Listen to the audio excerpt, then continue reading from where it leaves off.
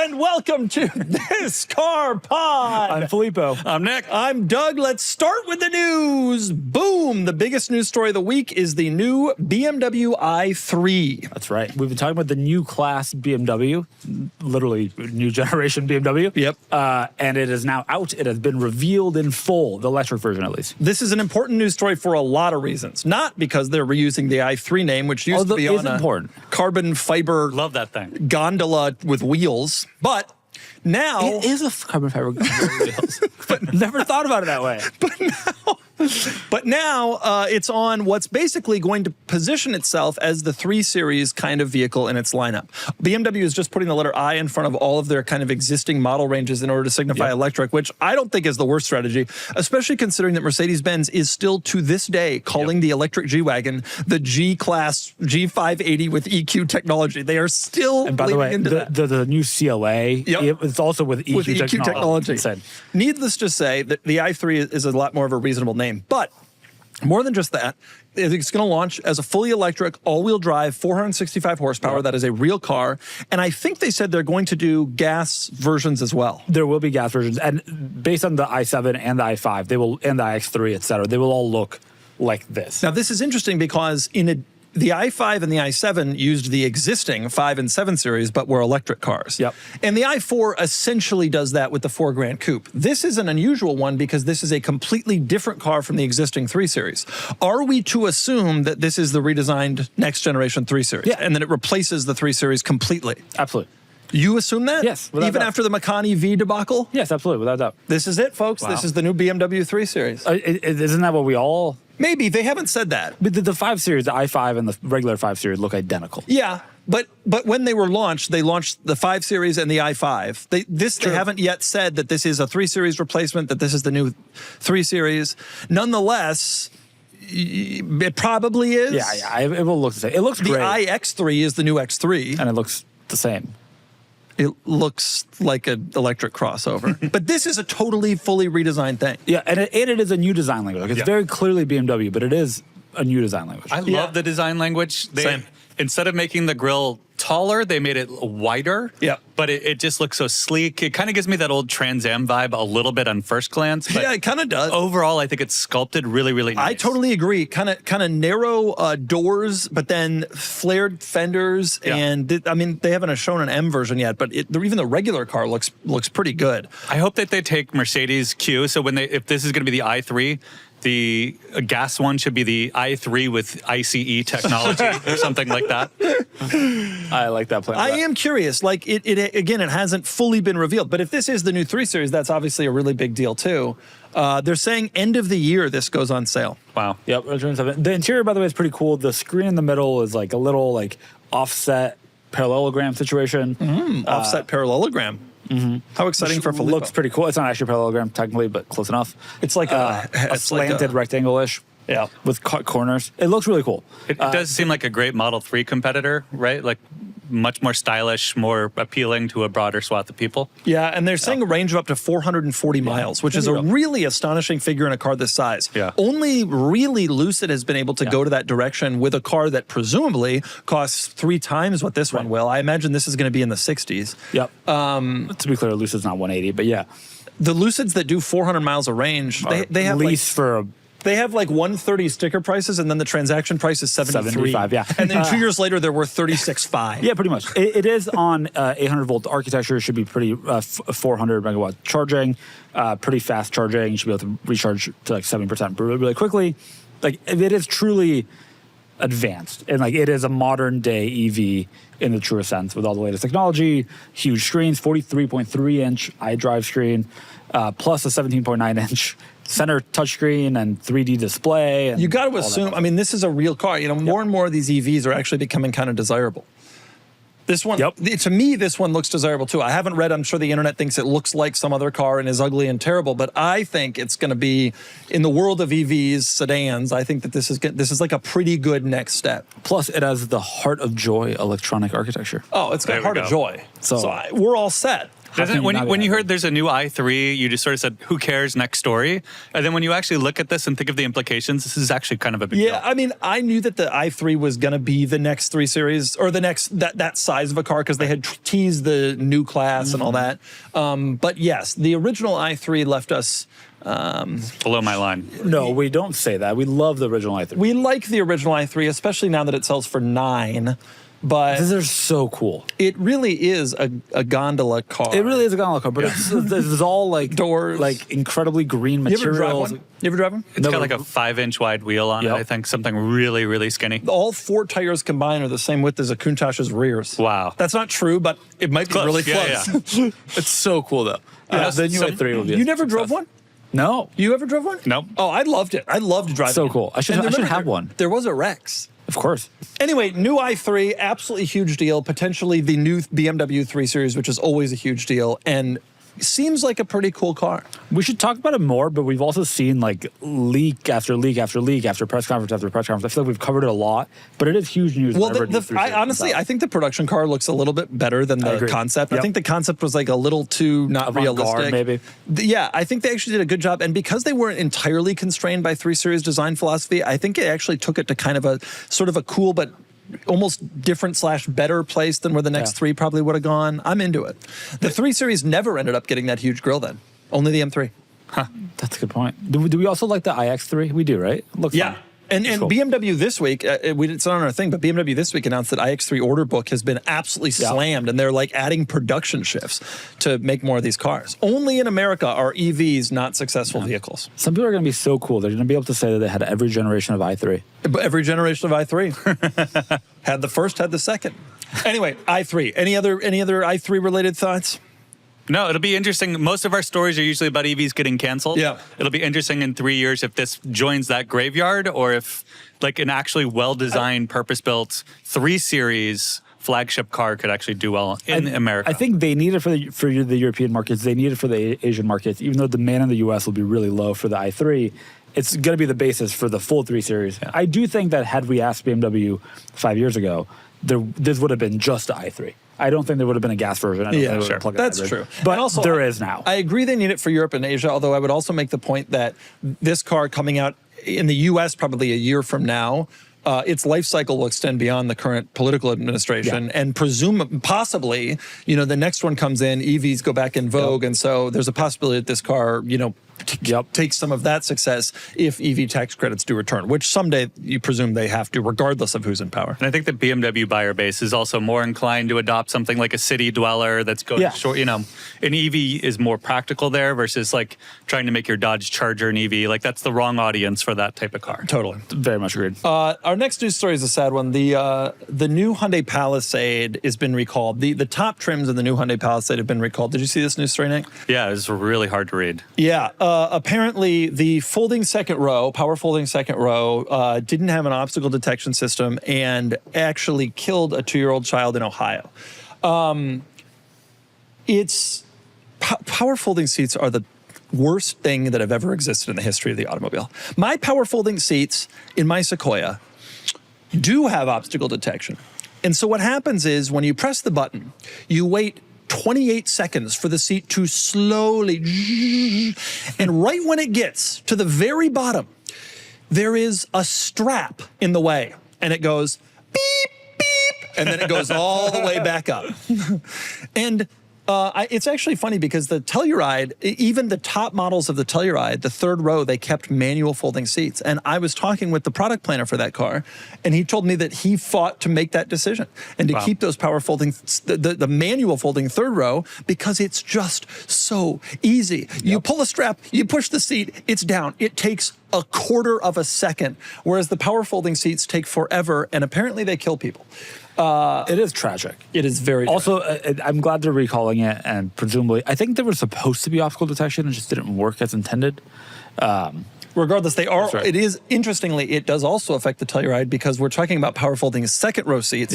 Only the very highest end trim levels of Palisade and Telluride have the power folding second row, which is this. The trick feature is that the seat lies almost flat, like if you wouldn't do it while you're driving, but if you're like waiting for your brothers to get out of soccer practice, you want to take a little nap or whatever, you can lie in the second row, kind of fold flat. But also it folds forward that way. It has to because it's now becomes a power seat, and so both the second and third row in the Palisade do that. And it seems to me like they were calling it and trying to fix both of those. Whereas Telluride also apparently has this problem in the second row. Telluride just went on sale this last couple weeks. The embargoes went up the day this was announced. It was a dark day, obviously, for Hyundai, Kia. It's sad. These consumer products like this, it's a reality when you're designing a vehicle. It will kill. There will be people who die in it, and it's just kind of something that you end up having to think about. And it's sad when it results from a design flaw. But hopefully, this is fixed. Yep. Do you agree with me about power folding seats? Do you have power? I'll take it a step further. I don't like power folding or power closing rear gates, hatches. Our Cayenne has it. You have to push the button. You can't just slam it. Way easier to just shut the door with your For you, your it arm. is. But if you're like an old woman, Well, then they can option that.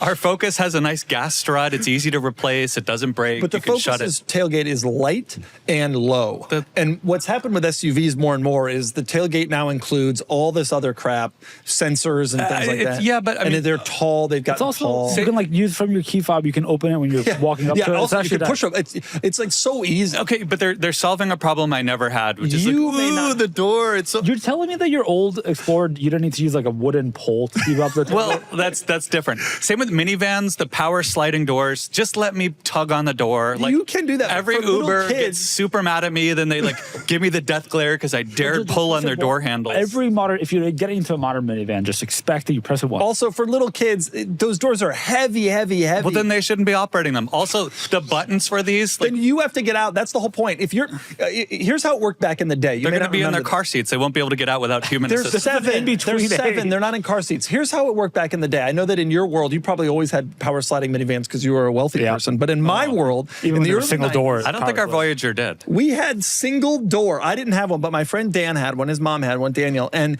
you would go to that car and you would tug on the door and it wouldn't work. And what would happen is then mom would have to put the car in park, get out, walk all the way around just to open the door for you. Yeah. Just for clarity, they still need to be in park to operate. And now you can just press the button. You can enjoy all your buttons and technology. I'm good with sliding doors. Consumers seem to want this feature. I truly question whether consumers want all these power folding seats in cars. I do it every time, and it's like, oh, the seat power folds the third row, but it is invariably incredibly annoying. Meanwhile, you get into a minivan, none of which offer that, I don't think, right now. You just like power pull folding one- third row. Yeah, would you just pull one strap? The top Sienna doesn't. Same done. with It's great. convertibles that have a back seat.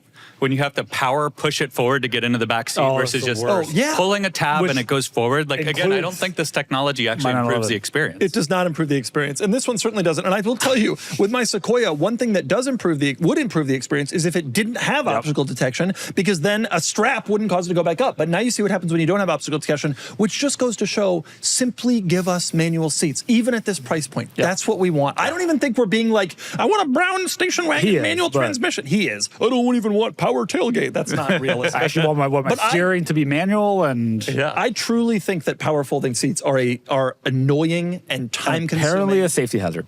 And clearly now a safety hazard. I still think this is a great vehicle, and hopefully they fix this and product launch goes better. Yeah. Today's podcast is sponsored by Every Plate. In my family dinners, it's hard to find a way to make sure that each meal is nutritious, easy to prepare, and appeals to just about everyone. And that's a problem that not only I have, but my good friend Dominic Toretto too. He would have his family dinners together with the whole group. And because they could never decide on what to eat, they usually got stuck with tuna sandwiches and no crust.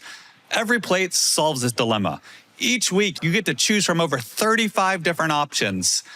Stuff ranging from crispy buffalo ranch chicken or caramelized onion smash burgers. And they've got more chicken dishes, more veggie forward meals, and global flavors so you're never bored. Everything comes pre-portioned so you waste less, clean up faster, and get dinner on the table in about 30 minutes. And it's not just me saying it. 94% of customers say it reduces mealtime stress, and 3 out of 4 say it even encourages kids to try new foods. Plus, it's cheaper than the grocery store and about half the cost of takeout. So you can spend all your money on your Mark IV Super to make it a 10-second car. Right now, you can try EveryPlate for $2.99 per meal on your first box, plus 10% off for a month. Go to everyplate.com/podcast and use promo code CARS299. That's CARS299 at everyplate.com/podcast. Ditch the dinner time dilemmas and actually enjoy your weeknights with EveryPlate. Okay, next news story, please. We have... Okay. All right. So here's kind of a wild news story. Honda is just out of the EV business, pretty much. That's not fully factually accurate, but it's close. They've canceled last week, they canceled 3 electric vehicles that were planned for U.S. production. Yep. They've basically written down almost $16 billion in losses. Wow. Because basically they don't think that there's EV demand in the U.S. There's not product appeal for these specific EVs in Asia, and the U.S. tariffs are making it really expensive. What's crazy is they were in the process of retooling a U.S. factory to produce the 0 Series and the Acura RSX and some other EVs. And so they've kind of paused. Is the RSX done? The RSX is dead. No way. But they were going to start delivery this year of vehicles built in that factory. And now they've just said, no, we're done. We're not going to do that. The Honda Prologue, also dead. Despite the fact that that's built by GM in Mexico, dead. They're just... What they're signaling is we did not have the right EV strategy. Even the models that haven't come out yet were not the right EV strategy. Wow. We're just going to say... You know what the right EV strategy is? None, am I right? Guess so. I mean, that's what they're saying. But what you didn't mention yet is this, which is the most important part of this. This is the Sony Afeela. Which Honda was working with Sony to produce an electric sedan called the Afeela. It looked incredibly undesirable from every picture we ever saw. Correct. And then they announced it officially, and it looked even more undesirable than that. What is the status of Afeela? Sony has said that they have no information on the fate of the Afeela project. Sony has said they don't know. They don't know. We're not sure. We haven't heard from them. Commercials for it for forever. Honda's not answering the phones. I do like that. Instead of saying I don't know, say I have no information. It sounds less incompetent. Yeah, but it also sounds in a way more incompetent. Like you're working with them on this. Shouldn't you have some information? Remember when Honda came out with all those crazy looking EVs? Yeah, that looked like that was the Series Zero that were going to build in Ohio. The Prologue was supposed to be. I remember I talked to Honda about this. The Prologue was supposed to be It wasn't like a true Honda. It was built by GM. It was kind of rushed to market. But the theory was that was the Prologue. That's why they called it that. The Prologue to like a real EV game. They literally told me that was why it was called that. And now the Prologue is also the ending, the whole story and the epilogue. It is. I want to read you the actual quote from the Sony Honda Mobility PR person. Oh boy, who's by the way out of a job. Tough job. Yeah. Sony Honda Mobility is aware of Honda Motors' decision to pause its EV business in North America. Our parent companies, Sony Group Corporation Honda, will hold discussions on how this affects Sony Honda Mobility.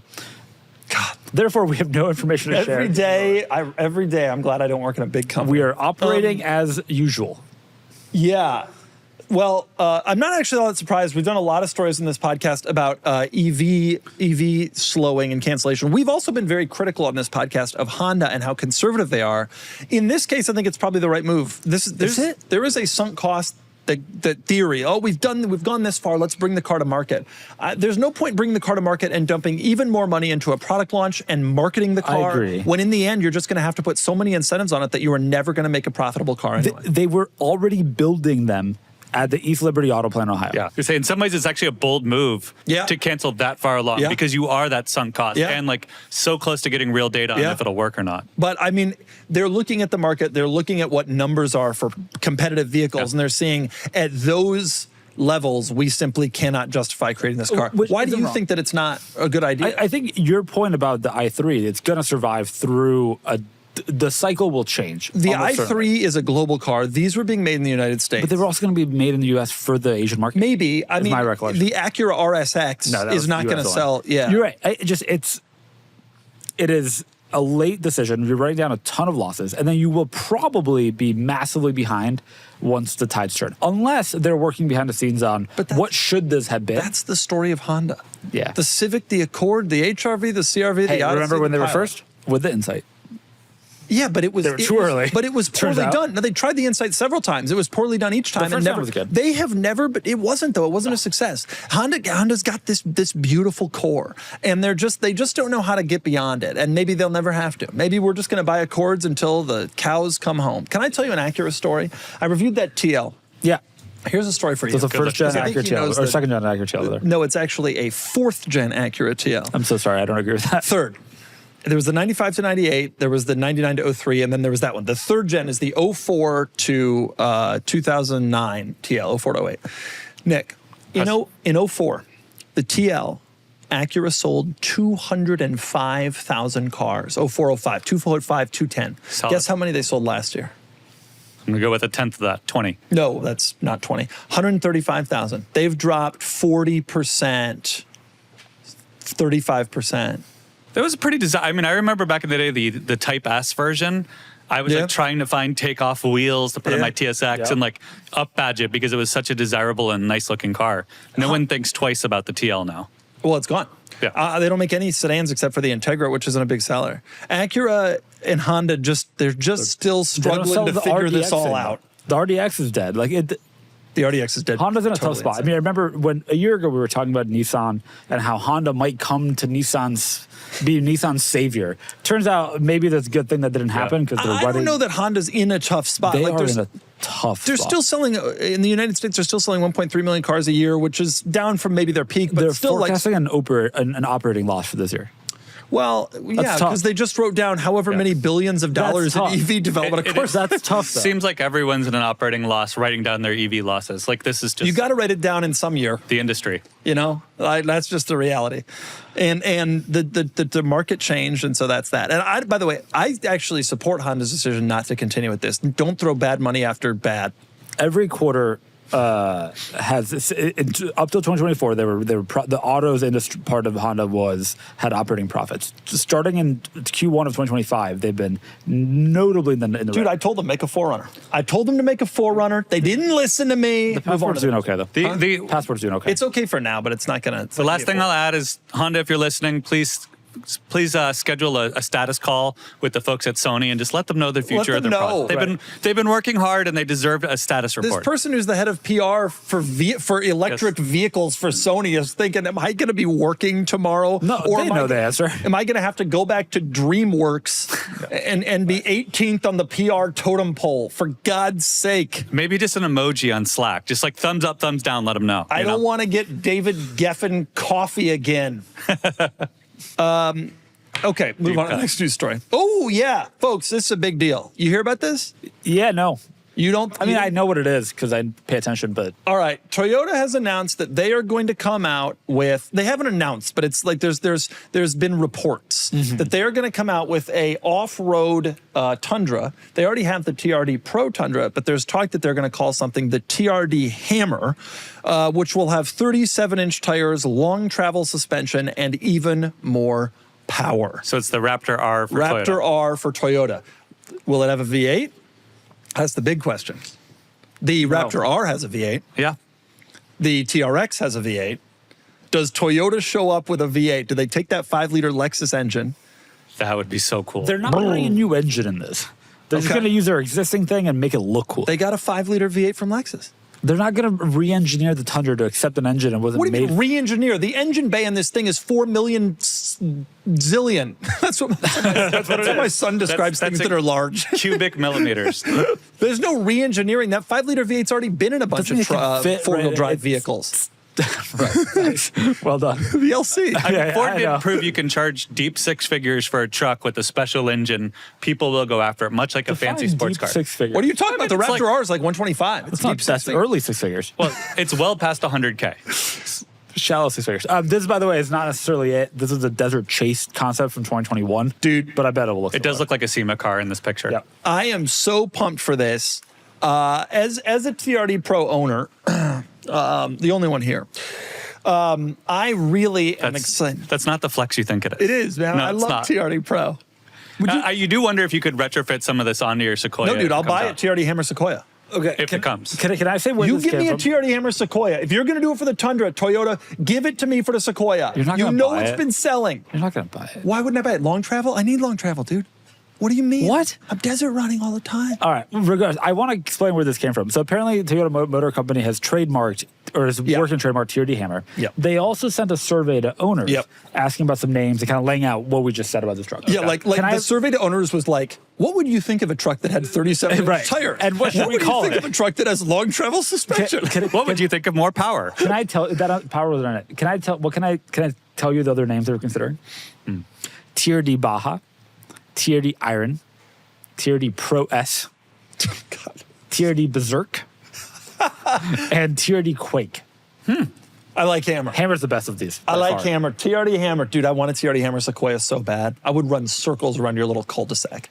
You would be nothing. Lean in like this because of the long travel suspension. Yeah. Well, on 37s, are you kidding? This would be, in Nick's hardcore Republican, this would be the dream of everybody in Nick's development. You could run over an SLR McLaren. Oh my God, I could. That'd be a video. That'd be a video. That'd be a Whistlin video. It does seem like this will do really well selling to rich dudes that never get their cars off road. You know, I see more Raptor Rs than I thought I would.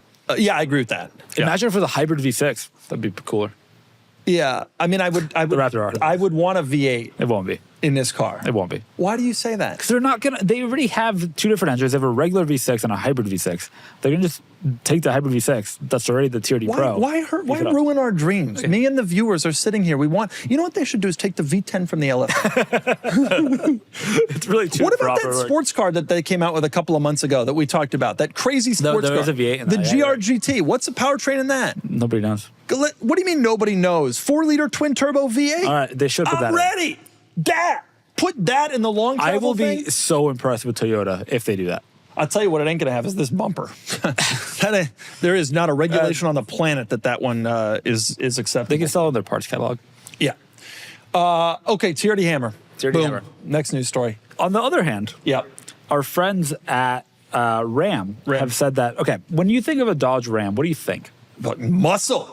Grrr. You Brawn. think of that like 1995 or whatever year Ram that looked like a semi-truck. You know what? That changed everything. I It don't changed the think world. of that Walker Texas Ranger. I don't think of that, but I wish I did.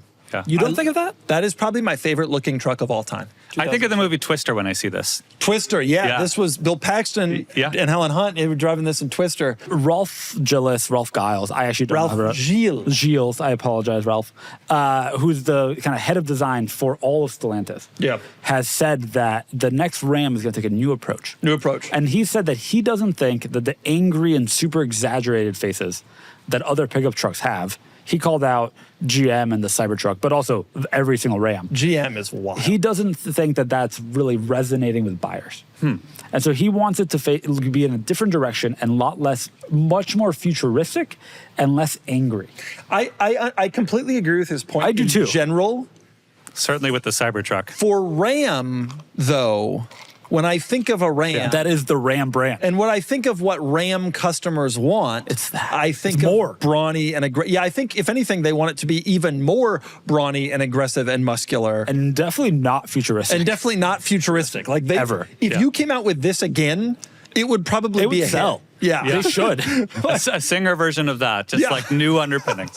put a TRX motor in this, but otherwise give us this exact truck. Ralph Gilles is one of my favorite designers. Yeah, he's awesome. He's smart, so I'm going to give him the benefit of the doubt here. But like, I do agree, the design trend has gone too far, right? It was like each truck became like more exaggerated, more in your face, to the point where like eventually it does reach a tipping point where it's too much and it's getting kind of tacky. Yeah. But at the same time, like truck owners know what they like. They don't really like change. Yep. They buy the car in part because of how it makes them feel, Yeah. and how it makes them feel is like big, macho, Yeah, muscular. and I think having the TRX at the top of the lineup, even if you weren't buying one, sort of gave you some of that Yeah. cred, which was a reason you bought the truck. And the TRX looks sick, and they exaggerate the grill and the front end to be even more in your face than the regular car. I think what he's talking about, by the way, is the Silverado front Yeah, end. I know. Which is obviously TRX is a part of this trend, but I think it's wild to try to eliminate that from Ram. I actually think the worst offender is your favorite Toyota over there. The front end of the Toyotas and especially the TRDs, where the grill is just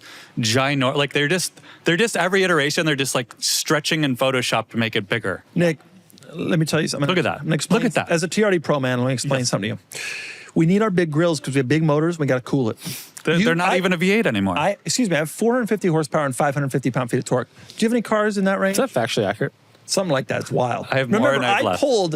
I pulled a Silverado, a heavy-duty Silverado stuck in sand. That's the biggest off the grill beach. known to man. Yes. But that's a serious truck. Yeah. And I strapped a ratchet strap to my Sequoia, and I was like, let's do this. And one time a Tundra pulled a 747. It was Or something like that. It was the V8. It pulled the space shuttle. Close Which enough. is honestly cool. It was a great PR stunt. It was Look a up. great PR stunt. Go to the pictures of that. Tundra pulls space shuttle.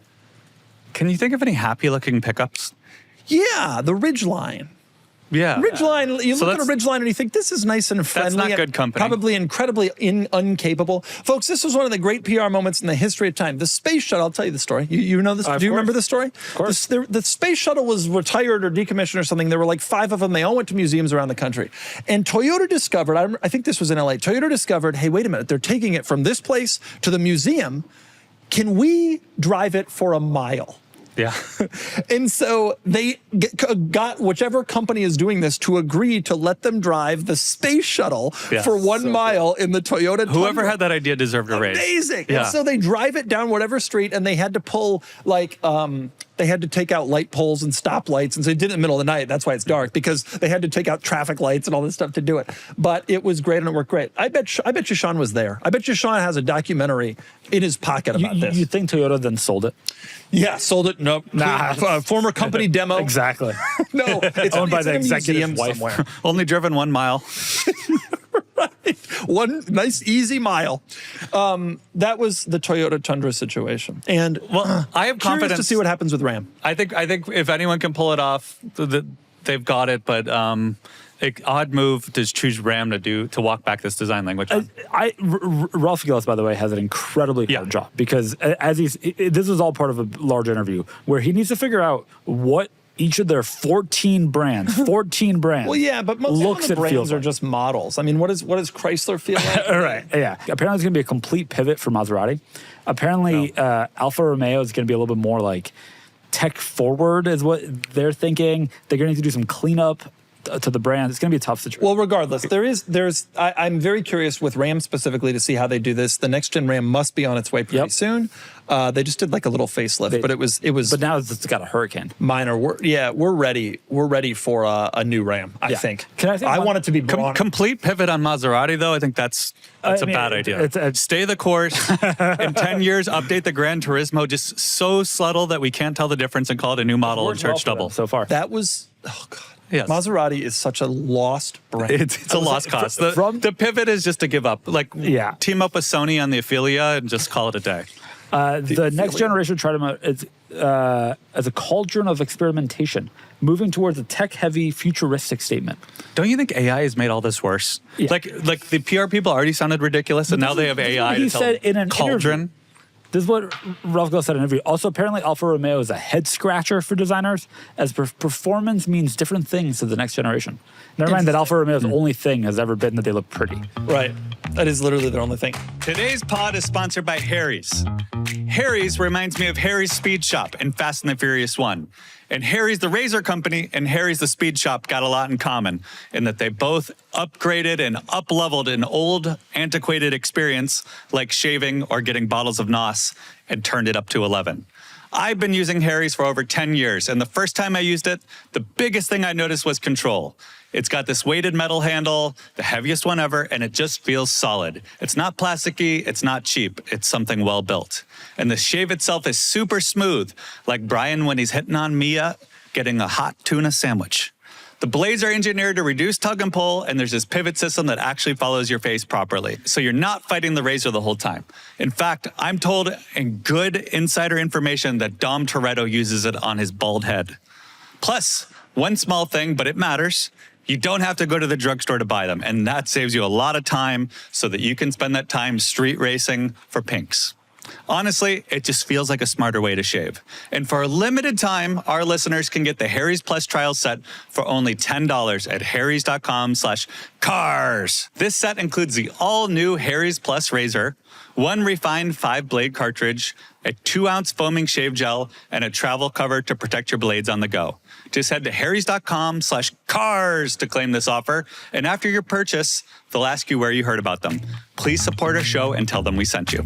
Okay, move on to the next news story. The Audi A2 is back. All right, next news story. Yep. Also, it's probably electric only, probably Europe only. Folks, they teased me too. We only put this news story in because we owned, here in the office, we collectively owned an Audi A2. Yep. It was titled in Montana. We're going to announce that now. It was not obvious from the Montana license plate in the shop. We saved, though, by doing that, we saved a company $81 in sales tax. And so, California, don't come for us. Anyway, we have it in petty cash here in the office if they come by. Meanwhile, we're in trouble with the fire marshal for Accords. We're not actually, just for the record. They're coming for us. Anyway, the A2 is coming back, but it's Europe only, and Filippo thinks it's EV only. It's probably the bull. It looks cool. Maybe. It could. We don't know yet. It does have the rear duckbill like yours. Yep. For all this Audi A2, A4, A6, A8, A7, Q3, Q5, Q7, Q4, they've only ever had one A2. That's right. And it was the OG. I was walking with my wife the other night on a date and trying to explain to her why the Q8 and the Q7 are in the numbers they are. And she goes, isn't the Q8 bigger if it comes after the Q7? I go, a good question. No. Because, well, is the Q5 smaller than the Q7? Yes. Well, but so it goes Q4, 5, 8, 7? It's based on the position in the model range. So the Q8 is more expensive. Explain that to a non-car person in a way that will make sense. Here's how I'd explain it. Honey, the Q8 is more expensive. But can you explain the Q5 and the Q6? Well, the Q6 is electric. I love the Q6. The naming is ridiculous. The Q6 is larger than the Q. What do you mean? Can you explain the A6? The A6? No, dude, I don't do sedans anymore. I'm out. I'm crossovers only. Because you may remember there is an A5, which is gas. No one knows There's how an that A6, all works. which is gas and electric. They look different. The only thing I know is if they don't give us the RS5 station wagon, I am going to personally attack every Q4 e-tron I see in retaliation. Gotta have to go take a big trip to the rental car fleet. All right, next news story, please. Luckily, even retaliation won't make them look worse. No, they'll be thrilled. Yep. They'll be like, oh, thank God someone attacked my Q4 e-tron. I can total it out. It's worth $11. This is the biggest news story of the week. Ferrari has announced, okay, for the last 10 years, since 8 years, Ferrari has had, in some of their models, haptic not even buttons, but like button screens basically on their steering wheels. Controls. And they're not particularly easy to use. I know you've never been in a I have Ferrari. them in my GTI. No, it's so much worse in a Ferrari. Imagine if your GTIs didn't do anything but announce that they did something. like there's a switch on there, like there's a diagram on there showing what it could do if only you tapped it at exactly the right spot for the right amount of time. Yeah, pull up the Roma. The Roma has it. That's like the car that it debuted in. And so, yeah, pull up just an interior shot of the Roma. It's hard to see actually because they don't light up unless they're like necessary. But even the engine start-stop button has been a haptic in modern Ferraris, and they're very difficult to use. This little wheel, it's a great idea, but in practice, it is a tremendously difficult thing. Yeah, there you go, to actually control. These all are haptics, everything that you see here, and it just doesn't work all that well. So Ferrari has announced that they are going to offer a retrofit for all of the haptic cars that you can go and get a steering wheel that has actual physical buttons for the parts of the steering wheel that were formerly haptic. And by the way, in new Ferraris, they've gone away from the haptics as well. So they reversed course for their new models, and they're actually going to offer this as like a retrofit for the old models. Is this the same steering wheel as their new models? Like, are they reusing? Yeah, and it's the same basic steering wheel as the haptic cars. It just doesn't have. Now, the irony is, of course, that one thing Ferrari won't retrofit is manual transmissions. Yeah, which they could. But they'll retrofit your steering wheel. I would argue that they both significantly would enhance the experience. Do we have pricing? No, I don't think we do have pricing. You got to imagine. I mean, I've swapped steering wheels on B7s, Audis, and it was, like $500 wheel. A couple bolts. So this you got to imagine. 30 grand. Yeah, it's going to be a lot. What is it's an expensive wheel. Like the B7 wheel probably had a volume control. The Ferrari steering wheel has every single vehicle control, down to the turn signals, the headlights, the windshield wipers. Spring must be terrifying to take apart.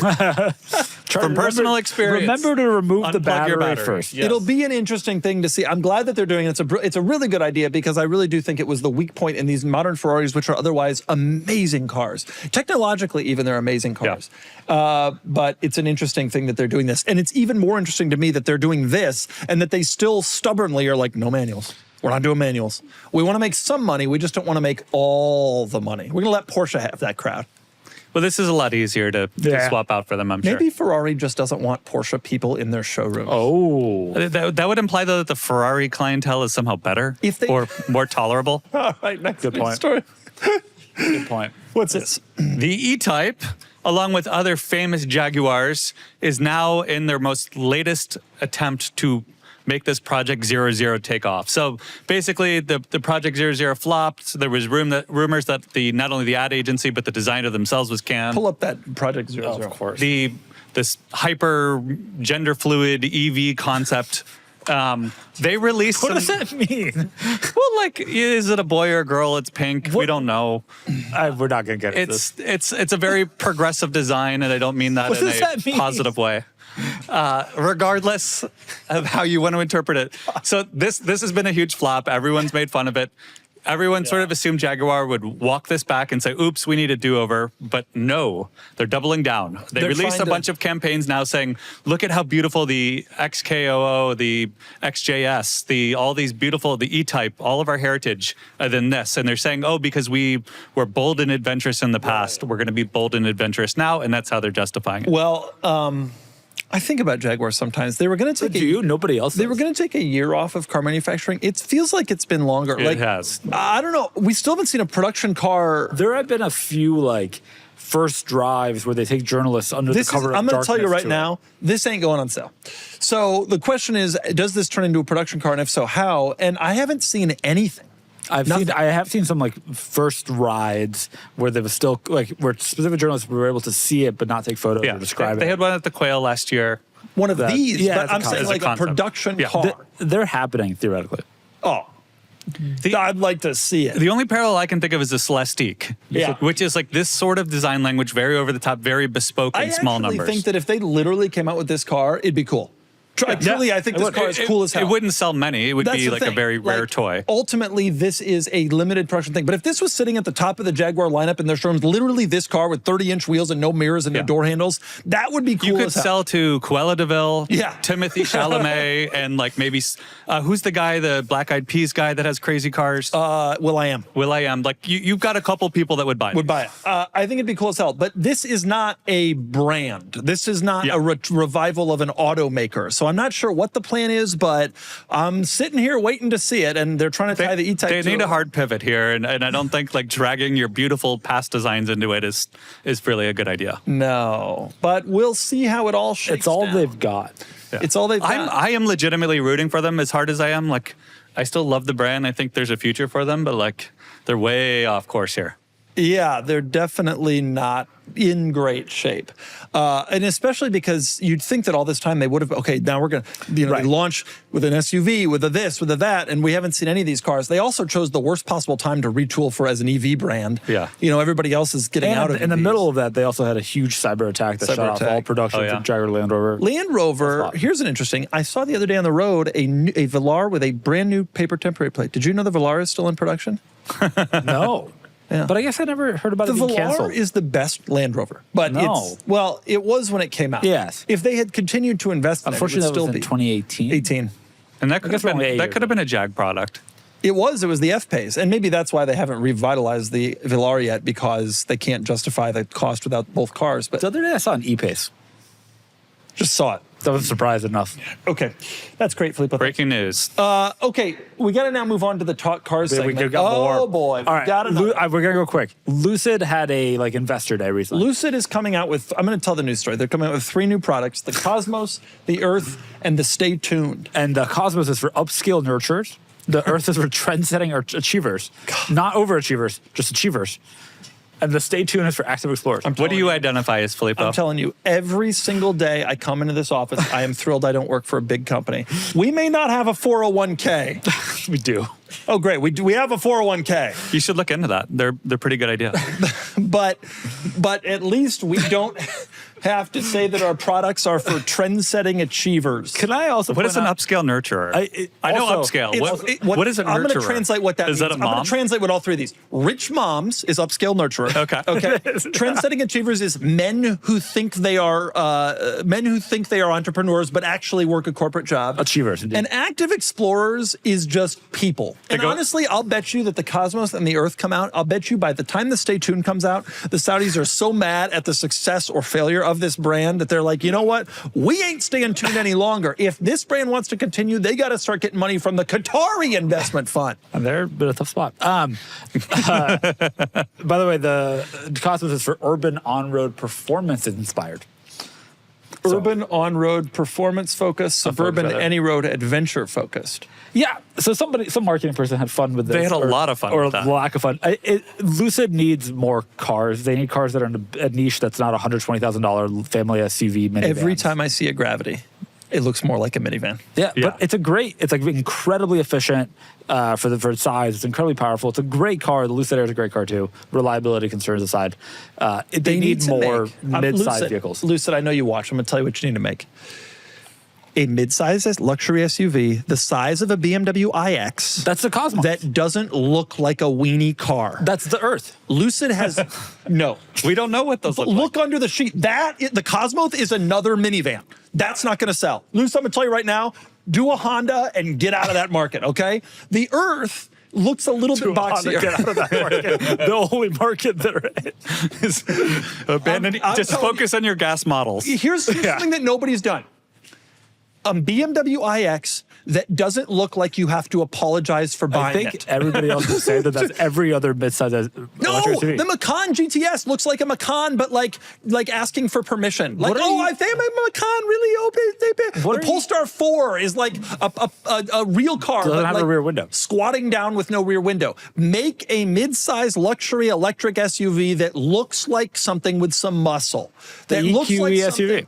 The R2 is doing this. Yeah, the R2 is doing it. And Lucid is over here making cars for the- trend-setting achievers. But the active explorers would probably look like it. Nothing, I'm going to tell you something right now. No vehicle that is being aimed at upscale nurturers is going to sell in a world where Trump is the president, every tech founder has like muscled up and moved to Florida, and EVs are dead. It isn't going to occur.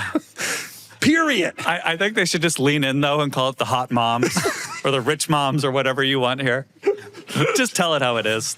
Just make it look. I know that their design language is like soft and curvy. That is not what we want anymore.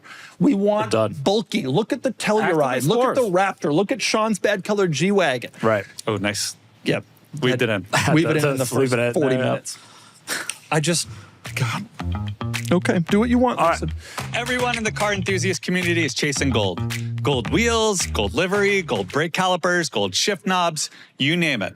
In my favorite car franchise, the Fast and the Furious, the famous Mark IV Supra was orange in the first one, but gold in the second one, because everyone knows if you want value, you chase gold. Slapjack took that Mark IV Supra, jumped it over a bridge, and the rest is history.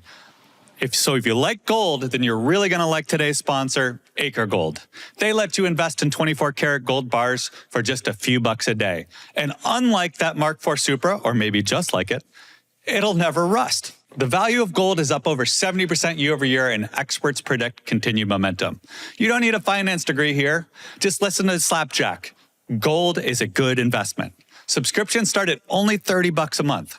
Go to getacregold.com to protect your money and keep it golden. That's getacregold.com, getacregold.com. Now back to Car Talk. Okay, next final news story, please. Won't let me talk about Alpine. Okay, Ford F-150 boot, Ford and Timberland, which, by the way, is different from the Timberland that you're thinking of. Yep. Yeah. They're coming out with a boot, and it's hard to see in this image, but we'll have it on the screen. With the front of the boot is a grill of the F-150. And it kind of reminds me a little bit more of the F-150 Lightning, which I don't think they're going for, but this boot is so cool. Yeah, the boot That's also kinda cool. the boot also has a lift. It's I'm trying to find the exact size of the lift, but this will be for Filippo's. It's got a little lift so that when you A little stand there taller. with your F-150 boot, you can stand a little taller than You think they'll call it the Timberline? Interesting. No, yeah, Timberline. That's a little joke. You have to know Deep cut. that Ford's off-road trim It's right called now the is called Timberline, And so, which is only on one model. The Explorer, right? Yeah. no, it's on the Expedition too. Oh, you're right. It's on 2 models. And both are mediocre. Okay. By the way, the Expedition and the Explorer are great vehicles. The Timberlines, if I see you in one of those and you didn't get a Sequoia TRD off-road, what have you done with your life, really? What did you want? A car with some interior space? Should have a bottom Explorer. I want to move on to the Talk Cars segment, which is brought to you by these shirts that we're wearing. Here's the deal. We got these shirts on. They say Cars and Bits. I have one. Nick has one. Filippo said, no. He said, today I'm wearing my vertical striped shirt. I will not put on a Cars and Bids shirt. I will go to merch.carsandbits.com and buy one, though. Merch.carsandbids.com. You can also get one of these stupid little stickers there. That may or may not be true. Maybe you can't. Maybe Filippo has the only one. But anyway, buy one of these shirts or don't. I don't care. All right.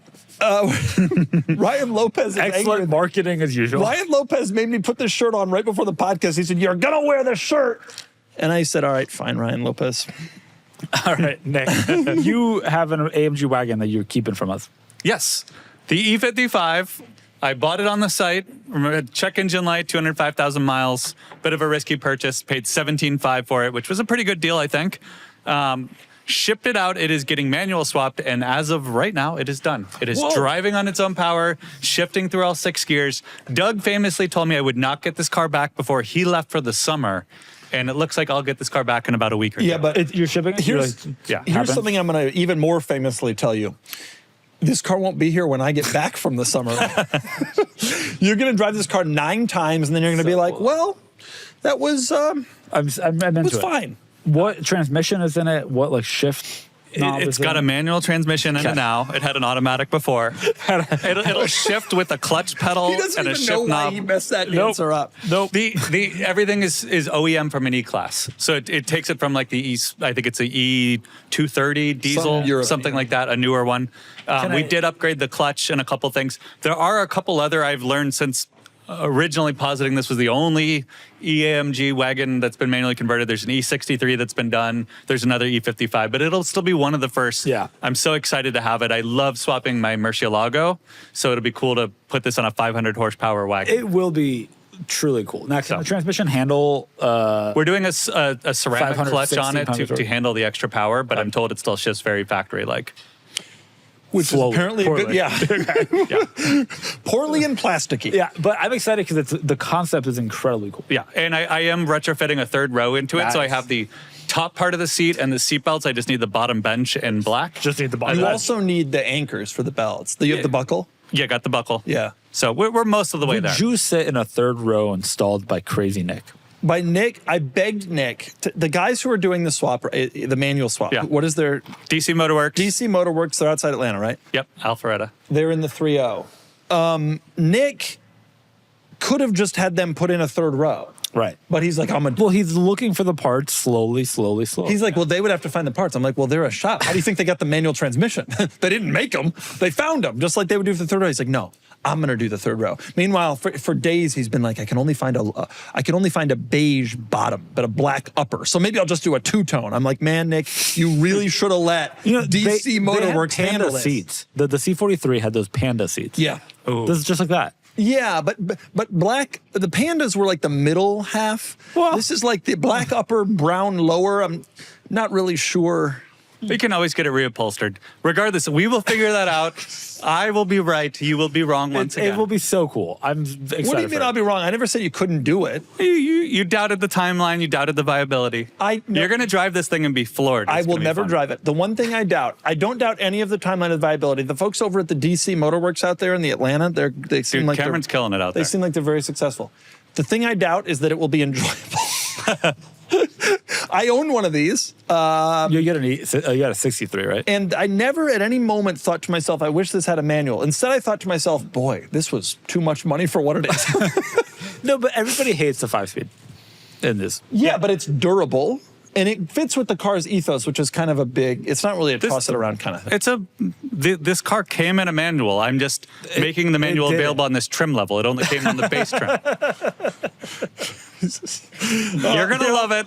I'm so excited. I have a video on my YouTube channel going through the entire process for those interested, all the parts that went into it, so on. But are you telling me there are people who watch this pod who aren't subscribed to the Nick Roshan YouTube channel? They're missing out. Based on my sub counts, I suspect yes. Pull up the Nick Roshan YouTube channel, which is, in my opinion, the greatest YouTube channel on YouTube. Speaking of which, Kenan and I recently did a video comparing the SLR and the SL65 on his channel, which is also great and worth checking out. It was a pretty fun episode. What is happening? All these ladies. Are we sure we're not signed into Nick Roshan's YouTube subscription? No, we're signed into yours. Look at the logo.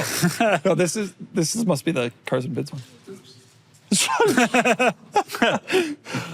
Nick Roshan. Okay, so this is the Nick Roshan YouTube channel. If you're not on the Nick Roshan YouTube channel, what are you doing? You're not a real enthusiast. Okay, we have to move on to the market report. We do. The market report is brought to you. Do I have to do Cars and Bids? I would like that. The market report is brought to you by Cars and Bids, same as our shirts. Cars and Bids is the best place to buy, sell your vehicle, your enthusiast vehicle. Cars and Bids. It's accessible at carsandbids.com. Well done. Thank you so much. There's a lot to talk about, but I want to start with the $500. Which isn't even a market report because this car's a market of one. I follow that market closely. Everybody who's out here being like, I want a nice little golf cart for my little resort community. And you hear that sometimes. You do. They live in Florida. They live in wherever, some island. They want a little golf cart. Man up. This is it. This is it. You're sitting here being like, oh, no, what a golf cart. What a cool golf cart. This is it. This is a Fiat 500 converted into a Fiat Jolly, converted into a limo electric. And it's like the length of a Sequoia. It's short. If you don't have this, I'm going to tell you right now, if you're driving around south of Broad and Charleston and you're not driving in this, who are you really? Who are you really? Nobody. If you're driving around Key West in a car and it isn't this. Agreed. What are you doing? Just go back to Harrisburg. You know what I'm saying? Where you came from. This could be good for Nantucket. Something for you to consider. No, in Nantucket, you kind of need off-road capability, and I think the breakover angle here is not great. But I suspect though, in Key West, if you're in Bridgehampton and you're not driving this or an LMO02, you're a loser. Right, those are your two options. You have the two parked next to each other. You're a complete loser otherwise. What a car. Yeah. What's this? Looks like a hot tub in the back. I think that's the batteries. You could convert it to a hot tub car. Yeah, you could. What is our, where is it titled? It's in Georgia? It's on Georgia. It's on St. Simons Island. Okay. Nick, tell us some market results that you're interested in. Grenadiers? The Grenadier is really, so I've always loved that car since it came out because it reminds me of my P38, just slightly more reliable, slightly more modern. Yeah. Most people say it reminds them of the Defender. They're getting down, so you sold one for 60. I've seen them in the high 50s, and I've also seen them like bid to high 50s, which means the market thinks it's worth 60K plus or minus. Yeah. It is a rich guy go off-road car at retail price.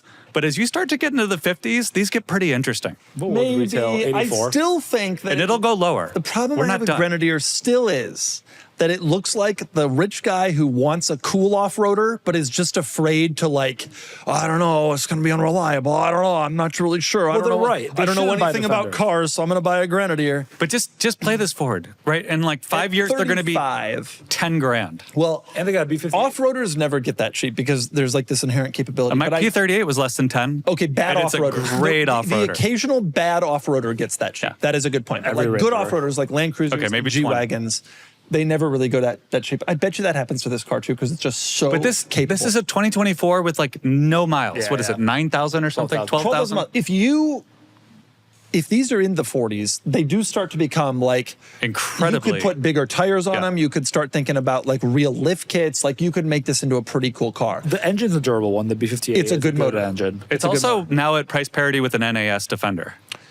Yeah, like 60s gets you you should not decent one. Yeah, it's actually an interesting point because it appeals to the same type of person. It's like the guy who's afraid of like taking any sort of Defender risk with some sort of import. He wants something that he knows he can register and like can take to a dealer and all that. Yeah, that's interesting. I think they're getting really compelling. High 30s, I think, is where this car becomes like really compelling. That's where I wouldn't buy half price.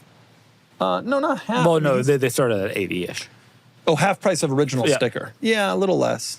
But how long does it take? 2 more years? Yeah, one. Yeah. This one was also a really nice one. Like, I love the spec. It was pretty nicely optioned. Why do you not have one?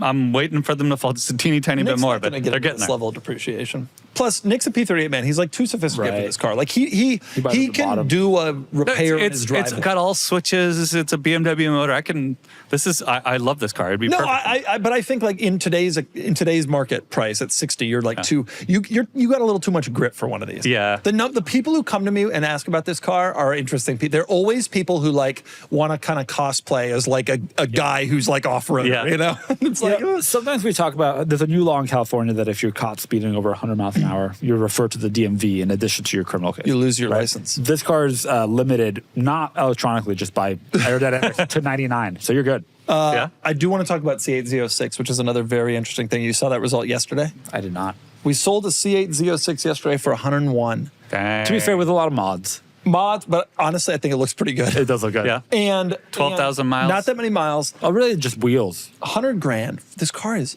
670 horsepower. Yep. Yeah.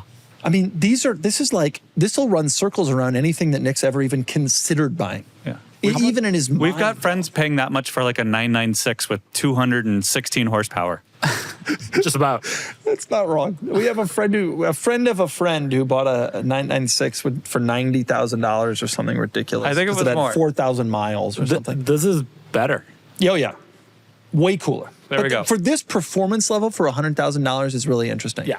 This car suddenly is $75,000. This car, I mean, this is It will be, Z06. right? Like, it just will be. Well, you're not stepping into one of these? It should. Should be a lot. I mean, if you compare this to the SLR or something else that I've bought in the past, like it's gonna. This car, Corvettes depreciate. A belongs in C7 Z06 is 60. Corvettes appreciate. New Z06s are very easy to find. Yep. You go on Auto Trader, there's 10 billion new Z06s. They're at dealers, not over sticker. To be fair, as we've said, the regular C8 is maintaining value better than any prior Corvette. Including Yeah. this has maintained value better than it's 137 sticker 2 years ago, 3 years ago. It's not so bad. pads. Especially compared to other Z06s. But you got to assume this will continue to fall. And at the performance level that this car is, like all these people with McLarens are going to look at, because those are value supercar buyers, they're going to look at this and say, wait a second. Yep. This thing looks just as crazy as a McLaren, especially if you put on these wheels. And I can get it for 100 and it's just as fast, if not faster. Why am I not going down that road? Probably more dependable. Yeah, right. Then you don't have to roll the dice on having a McLaren. And it's not like the McLaren brand is like incredibly strong anyway. The Corvette brand, in my mind, has had a massive resurgence and excitement. Total change from where it was because of the C8 specifically. Yeah. You see athletes in them. You see like legit people, young people driving these cars for the first time in my lifetime. 100K. 100K for 670 horsepower. Not Pretty shabby. good. Okay, we got to move on to questions. The questions, of course, are brought to you by Filippo's vertical striped shirt. Thank you. Filippo's vertical striped shirt. It's better than Cars and Bids merch. You notice he's unbuttoned it a little too? Yeah. He's showing a little Have chest. I? He's I'll an do- Italian. rebutton it up. He's an Italian. Come on, drop a couple for me. Nah. God, this is the problem with Filippo. He's never willing to show us skin. You know, one of the podcast sponsors today that I'll be doing an ad read for is Harry's. They encourage product demos, I think, you know. Just give you a little smooth chest here. Anyway, We'll sell some the razors. questions. Now, I want to make a very important point about the questions. Were they good? Next week, we have a regular podcast. Yep. The week after is the biggest podcast we've ever done because it includes producer Sean. It's going to be me, Filippo, and producer Sean. Now, producer Sean, I've known producer Sean for like 15 years. Sean has he's never been willing to go on camera before. Well, Ever. He's like behind the camera guy. Okay. And he is going to come on the pod in 2 weeks. And so we are going to post, in addition to the usual questions for next week's pod, we are going to post for 2 weeks from now's pod, Sean specific questions. If there is anything that you have ever wanted to ask producer Sean, he's the father of the podcast. He has a bad colored G-Wagon. He created everything that we hold dear in the Cars and Bids ecosystem. This will be your chance to ask producer Sean. You go to thecarsandbids.com, you click on the community tab, there will be a post for next week questions, and there will be a post for producer Sean questions. Do you have good producer Sean questions that you're going to submit? I'll think of some, yeah. Yeah. there's some things we've all wondered. Do you? Oh, yeah. Folks, if you knew producer Sean, you'd have even more questions. Believe true. me. Knowing him does not answer your questions. It only brings up more. So true. Okay. So true. All right. Time for the questions. They were great questions this week. And we're going to start right from the start from Texas Subaru. Texas Subaru says, Dear Filippo and side character. Wait, does that mean that I'm not a side? Have I become a main character? Except he spelled your name wrong. Like everyone does. It's Filippo. Yep. Do you know how I get this straight? Is I look them up on LinkedIn every time before I text them. That's fine. Go with that. F-I. Clicks to my LinkedIn. L-I. It's Filippo. That's where people have the biggest problems. They do one P. Filippo. Filippo. But that last sound is two P's, obviously. To you it is, but to the untrained ear, Filippo.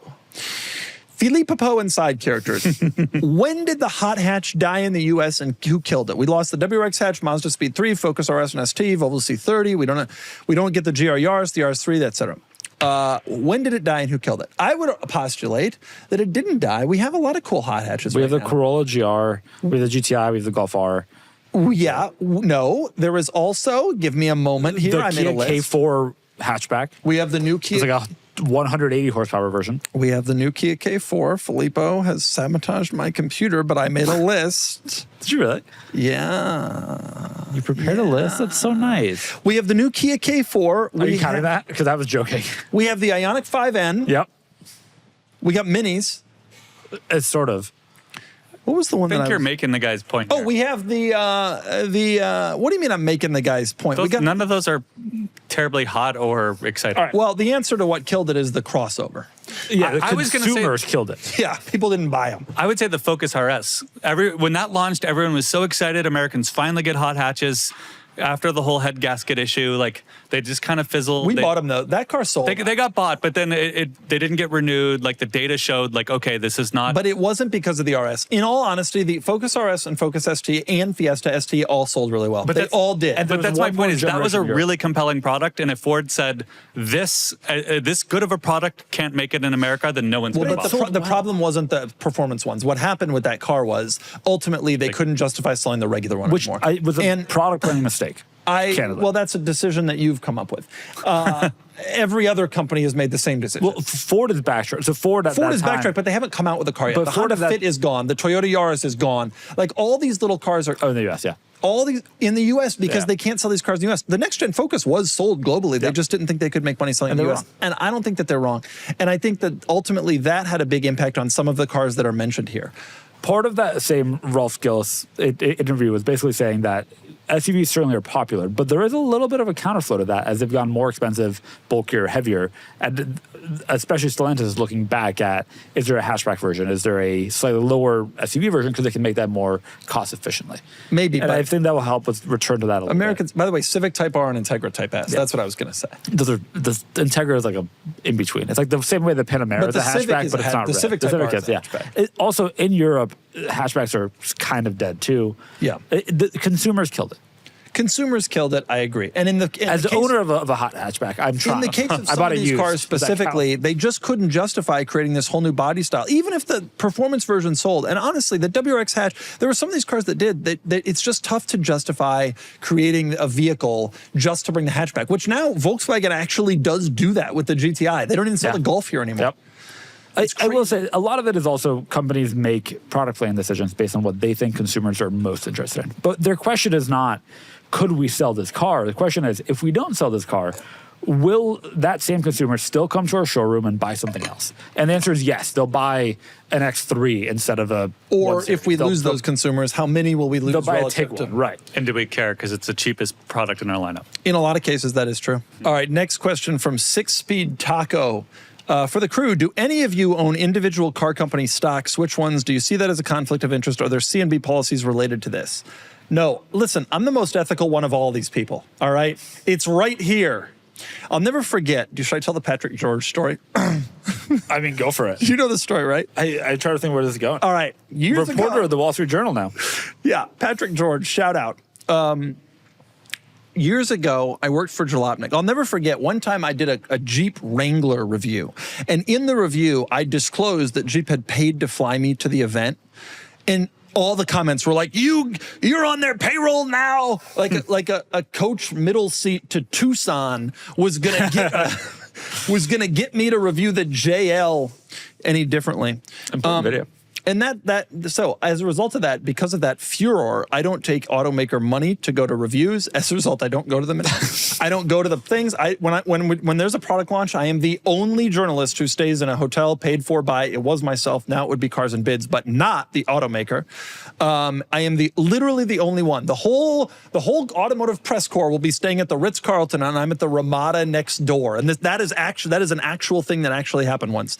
And so I'm very ethical about that stuff. I do not own any individual car company stocks. I do see that as a conflict of interest, and I would not do it.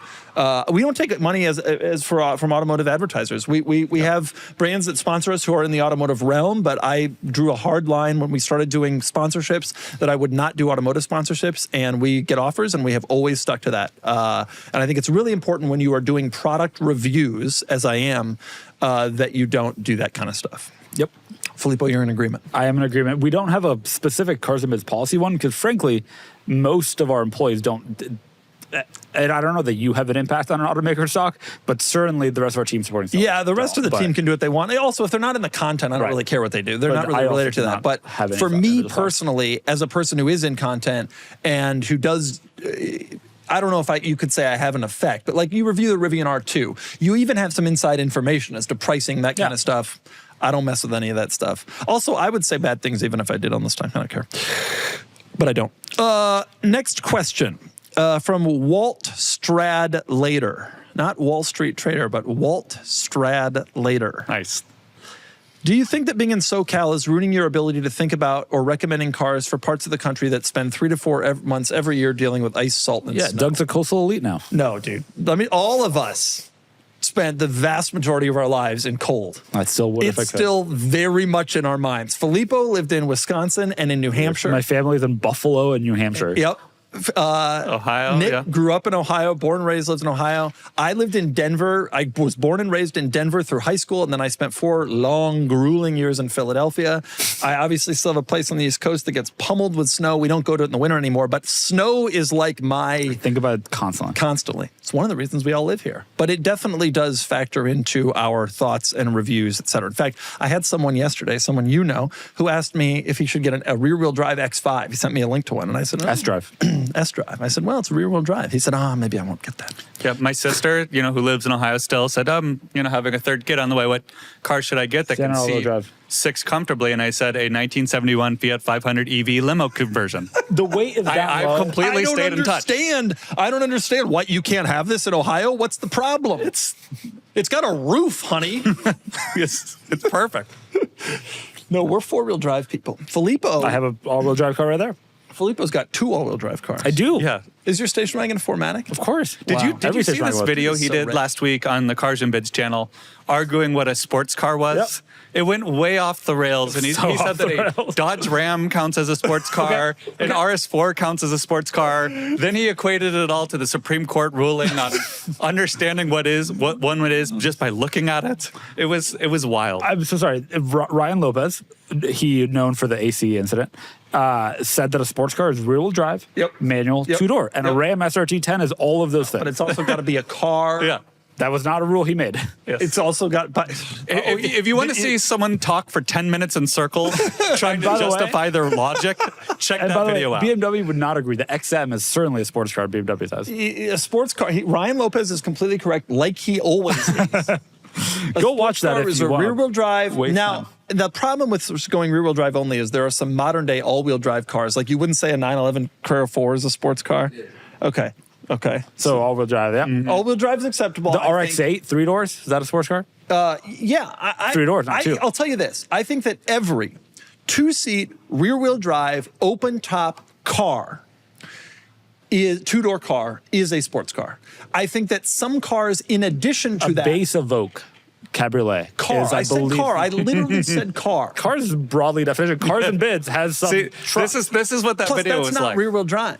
Wasn't it offered? No, as such? I think that every car, in addition, I think that there are some cars in addition to that can be sports cars. We're not. This isn't even one of the The questions. What are we GT4 doing? is the nucleus, so then everything related to it. GT4 is nucleus, Strays baby. further from the sports car. This is a great question from MollyMan823. Hey, Doug and buddies, I'm a senior at George Washington High School in Denver, which happens to be where Wow. Doug went to high school. Dude, you have any textbooks that say Doug DeMuro in them? Probably Monaco Parkway, ladies and gentlemen. I was there as a scared child. What was your mascot?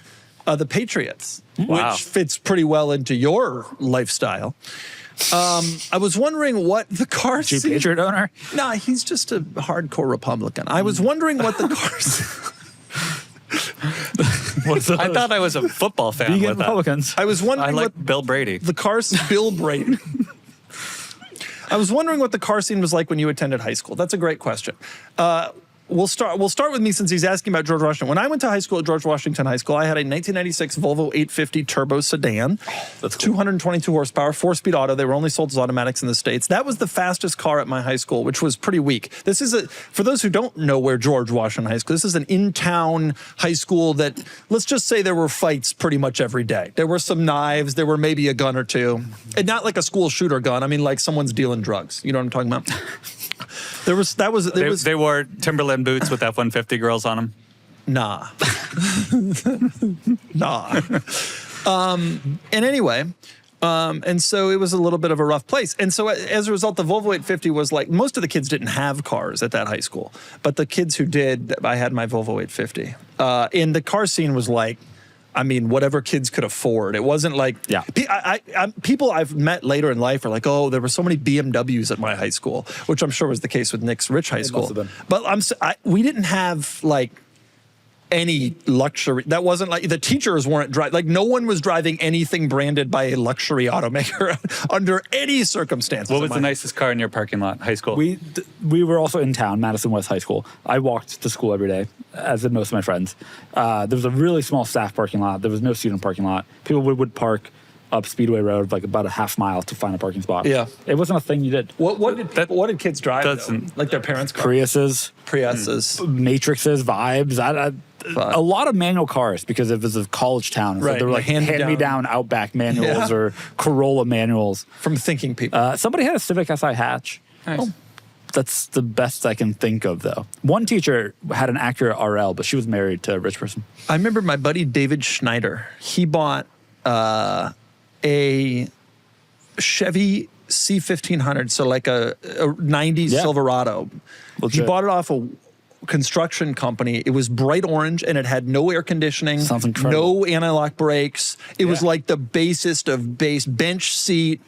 You know, he was living. incredible. And he refused to even pay for a parking pass, which was like nominal. They didn't even fill the parking lot. It was like $20 for the school year. Parking lot, though? Wow. And so he parked in the street You with had a his parking lot, orange. though. Well, there's space in Denver is not hard to come by. There's fields everywhere. Right. Nick, what was life like there? I BMWs and Lexuses, I assume. No, you've got it wrong. Although Explorer Sports, everyone every here Explorer. trying to tout their blue collar credentials here is a bit I didn't say ridiculous. college. We were very much in a college town. People didn't drive to school. It was a mix. The coolest car, a guy named Josh Parshauer had a Wow. B5 A4 that had a body kit on it. Nice. And then his dad had the matching B5 S4. I believe they were both blue. Damn. And it was like nicely modded in period. He replaced his Audi 90 with that. So those were like the Wow. coolest cars in the But we parking didn't lot. have BMWs. Is he driving an RS2 now? I bet he's driving something cool. Damn, But, legit. and then that Dodge Ram we showed earlier, a kid named JD had the black one with the red and then the subwoofers in the back. Damn. And like his Legit. senior photos, he was like sitting on the hood, like looking Damn. tough. Bone Thugs and Harmony had just come out, and like I can still hear the crossroads on his subwoofers, like shaking the building. So You get an Explorer. I had a 95 Explorer Sport that I modded and got really excited after seeing Fast and the Furious. I heard the wheel fell off once. It did. Loose lugs.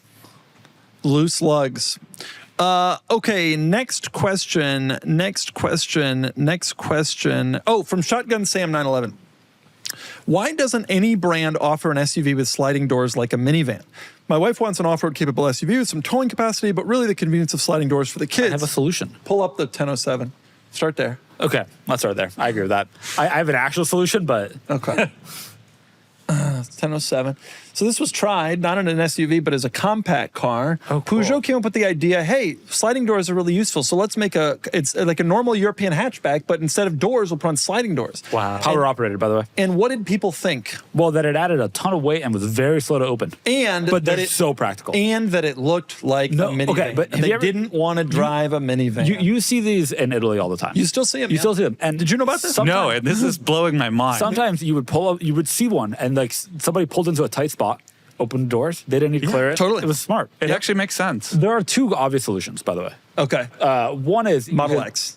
No. Well, it's not sliding. Well, okay, but it does open in a tight space. We have sold a car like this, which is a lightly lifted all-wheel drive Sienna. Okay, so if you want a 2004 Sienna and put Well, you on can a do lift a kit and Sienna. KO2s, that is one option. What's another option?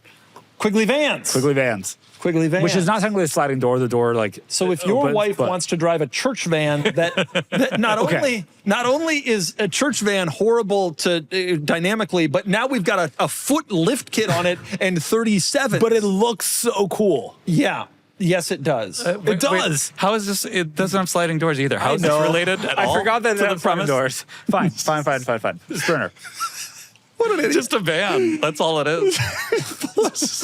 A bad van at that. I will say my lifted Sienna situation was the right solution. Was the right solution. Pull up that Sprinter. No, just pull it down. Sure, that's hey, nice. Spend $133,000 and your wife can drive around in a Pull up the rear of this, and your wife can drive around that picture right there. Your wife can drive around. This in is a camper Sprinter. conversion. What's wrong with this? Huh? It turns out that nobody wants sliding doors, even though they Why is should. your wife complaining? I agree they should, and I think that sliding doors should legitimately, truly, I believe they should be on more The vehicles. Gravity should have sliding doors. Well, yeah, because it's a minivan. Yup.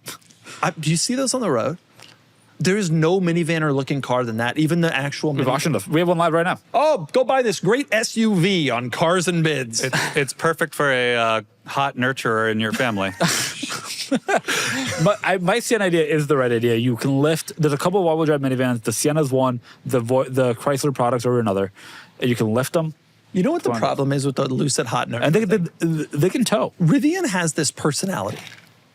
Like they have like the gear guard guy and the off-roady, and they're like friendly off-roaders, and there's like a personality and like a cult following to it. You will never get a personality or a cult following doing brand speak like hot nurturers or whatever. Actually, if they did hot nurturers, that would probably work, yeah. succeed. But instead, whatever that was, like unexpected nurturer, whatever stupid. There crap. was a moment where Portia Pilates mom was like a Yeah. meme, you know, and I think of that persona a lot. Yeah. That's kind of, I think, what they meant. I'm going to do two more very quick questions. One is from Jaguar Man. Can you go to the community and pull up this question? You might not be able to find it. This is an unbelievable question. The question for Filippo. I saw on LinkedIn he is commenting on people's posts I saw that advertising their too. cars Yep. for sale Yep. that they should sell on Cars and Bids. Why not, man? And the question is how It was on a room, how right? low will Filippo go to get a customer? Folks, Filippo, We haven't even started to scrape the low bar here. every time we do a podcast, at the end of it, Filippo goes, you couldn't mention the app?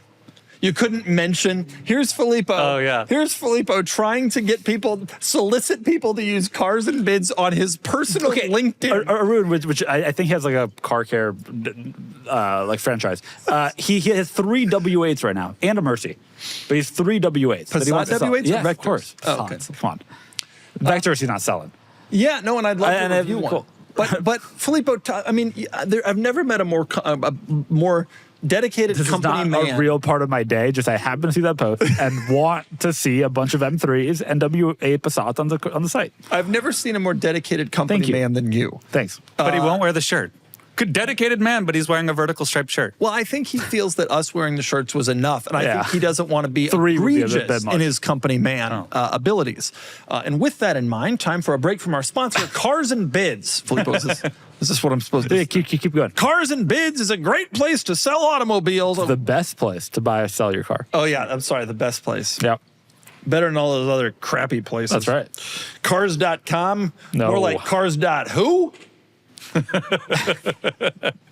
What is the answer to the question, how low will Filippo go? There's no end to what you would do. We don't know yet. I don't consider that to be stooping low. I mean, to be honest. I think if you use an AI bot to cold DM people, Yeah, no, I'm not. He's I'm not not. above that. I call I'm it not the pitch open slap, clawing. but like you need to just randomly DM people. I don't open claw and then use open claw to DM. You know what? I You don't know what do he that. would do? Yes. Oh, by the way, I totally think he would do that. I don't. Personally, You know what he would do? it needs to be my voice. When the day you start leaving notes on windshields, if you're thinking about selling this car, Should we do that? By the way, let us know in the comments. I had a friend that did that on Mark IV Supras and was highly successful. Oh, yeah. Like But, before they got really big, and he was just hoping it was like some widow or person who couldn't get in and out of it. yeah. for Okay. him. It's like 30 Final years question. Final question from Stirred Burger. Co-host and main character. Nick, you're the main character because this question's devoted to you. Why do you think that Whistlin hasn't done the Bugatti durability test that he promised everyone at 10 million subs? What happened? It takes a long time to film content. It takes a long. You think Whistlin can just snap his fingers and get content done? Folks, give the man time. He is busy. He's getting arrested every couple of weeks. You give him time. Also, he may or may not be in Dubai. Is his last video a month ago? The fact that he's in Yeah. Dubai doesn't give him any less credit. That's where you find Bugattis That's where to you run find over. Bugatti. No, but someone did wrong him, like a dealership, a used car dealership In out Dubai? there, and he's threatening revenge. So I can't wait for that series. He's even threatening revenge on people in Dubai. Yeah. That's how legit Whistlin is. That's him at his best when someone has done a minor grievance towards him and he goes to the edge of the earth to right that wrong. That's my favorite. Whistlin's gonna do it. Whistlin has never not done anything he said. He's always delivered the content that we wanted. He did sadly delete the subscriber durability test that was up for a while. Oh, that was such a great video. You mean where Oh, he yeah. talks about his girlfriend and all that? Well, I think he wanted to get people to unsubscribe so he could get below the Bugatti count. So Below look, the threshold. Whistlin, the answer is it takes a while. I'm sure he's got it cooking Shut up, in his Whistlin. mind. And I'm ready for it. Maybe he'll do the Alex FG Bugatti when Matt Armstrong is done rebuilding it. Sure. Just destroy it again. Just destroy Let it them again. start all over. Let Matt Armstrong do it again. If he was smart, he'd do some collab and probably Yeah. a car that's already a Yeah, little, maybe that's what he's trying to do. little messed up. Yeah. Oh, Filippo, Cars and Bids promoter extraordinaire pulls up a nice car on Cars and Bids. Sold by our buddy Vin. Okay, I want to move on to the conclusion of the podcast. Oh man, that's a conclusion. Folks, it's been 100 great years. Sean will be on the podcast in 2 episodes. I'm telling you, this is going to be the most important thing that you ever do, is ask Sean questions. And if you're able to go back and maybe find some videos that Sean may or may not have done and posted on YouTube, Oh, yeah. you can ask questions about that by going to carsandbits.com. Ask him what his first car was. Sean, go check out Sean's Cayenne review that he did in his parents' driveway. Anyway, absolute pleasure. Thank you for watching our finest podcast ever. Nick, any final thoughts? Okay, goodbye, everyone.